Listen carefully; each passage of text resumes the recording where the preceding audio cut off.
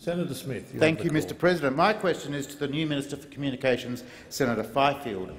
Will the minister advise the Senate how digital industries stand to benefit from the government's free trade agenda? The Minister for Communications, Senator Fifield. Thanks, Mr President, and can I thank Senator Smith for his question. And I think, as colleagues know, the government's free trade agenda has been turbocharged by the nation's best ever Trade Minister in Andrew Robb, and that these trade agreements offer significant benefits for our digital industries. The Trans-Pacific Partnership Agreement recognises that telecommunications is a significant means for service delivery and a critical enabler of international trade, including for small and medium-sized enterprises.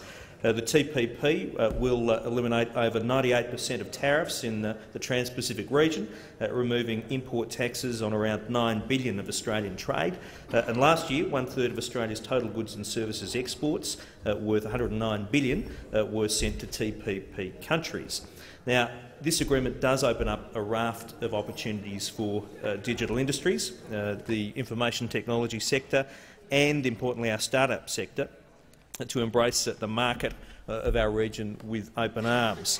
And this will only build upon the significant benefits that will come from the China Free Trade Agreement and the free trade agreements with Korea and Japan.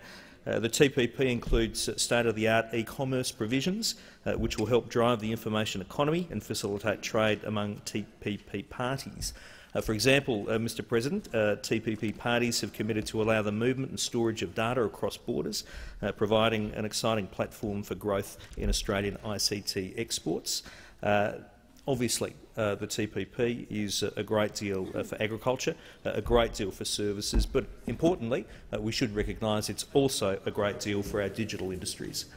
Thank you, Minister. Supplementary question, Senator Smith. Thank you very much, Mr President. Will the minister advise the Senate how the landmark Trans-Pacific Partnership Agreement will deliver significant benefits in telecommunications to both businesses and consumers? Minister.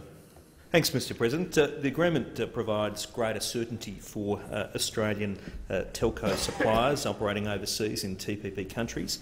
Australian suppliers will stand to benefit from future market reforms undertaken by TPP parties. The agreement establishes balanced intellectual property rules that promote investment, innovation and creative endeavour, while also supporting consumer access to the latest information and services. Excitingly, TTP parties have agreed to work together to promote transparent and reasonable rates for international mobile roaming services that will help promote the growth of trade among the parties and benefit consumers. The agreement provides TPP participants with the ability to enter into arrangements with each other on the rates and conditions for wholesale international mobile roaming services. This is going to deliver great benefits for both Australian businesses and consumers.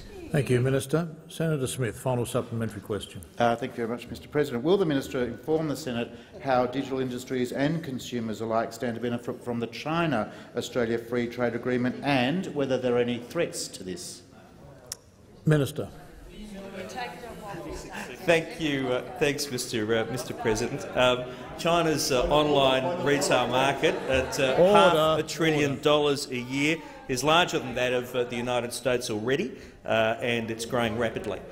Technology startups and education have visited China recently, sponsored by our government and the New South Wales government, marketing teacher training software with English language software, and all of these opportunities are advanced by this landmark free trade agreement. Mr President, I do need to make the point that if Labor want to embrace start-ups and innovation, as they claim they do, then they would get out of the slipstream of the CFMEU and support the CHAFTA. That's something we dearly hope on this side those opposite do. Labor are putting up barriers for start-ups to access the endless opportunities in the Chinese market. The government is unlocking the gate. We're embracing the future, and what we dearly hope, is Labor get on board. Thank you, Minister. The time for answering the question has expired.